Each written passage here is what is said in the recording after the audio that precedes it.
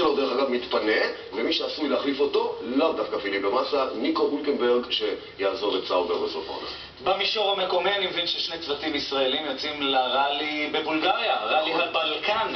בלקן ברסלאו, כך נקרא הראלי הזה, ואנחנו מדברים על שני צוותי הראלי של צוות פוינטר עם הנהג רז זיימן והנווט שלו הלל סגל, עטורי התהילה מהדקר ומראלי יוון לפני מספר חודשים, עוד צוות אחד שמצטרף, גל שחם הנהג וקיד הנווט שלו, והם מגיעים כפייבוריטים. מדובר בראלי שיפתח, שימו לב, היה אמור להיפתח בשבת בבוקר, המארגנים הבינו את בעיית יום כיפור, דחו את הסטייג' הפותח ללילה, הם הודיעו את זה ברגע האחרון לכל המתחרים, לטובת המתחרים הישראלים, דחו את הסטייג' הפותח ללילה, 8 ימים של תחרות, 1,800 קילומטר בתנאי יער, שבילים מאוד מאוד קשים עם אבנים וחתחתים ודברים כאלה, אבל שני הצוותים מאוד נחושים לעשות את זה.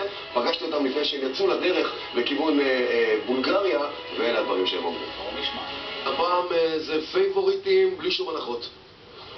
פייבוריטים כן, אבל אף אחד לא מבטיח לנו שום דבר, וכל פעם מתחילים מחדש את המסע הזה מהיום הראשון, וביום האחרון אני מקווה שזה יסתיים כמו שאתה חושב שזה צריך להסתיים. אני מאוד אשמח שרז והילל יהיו על הפודיום, אבל שהם יהיו מדרגה אחת מתחתיי. אנחנו הולכים להתחרות, אנחנו חברים, אבל ברגע שאנחנו מזנקים זו תחרות לכל דבר, ומה שאני מצליח לעתים רחוקות להשיג פה בארץ ולנצח אותם, אני רוצה לעשות את זה שם בשקט, שלא מפריעים לי.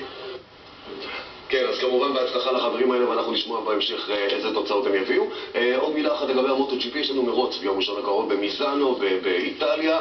מרקז יגיע בכושר מלא, לורנסו, גם פדרוסה, שיודע שזאת נקודת אל חזור מבחינת אליפות העולם. אחרי המרוץ האחרון שראינו את הקרב הנפלא, אנחנו מצפים בידיים ככה, שיהיה כבר את המרוץ ביום ראשון. תודה רבה.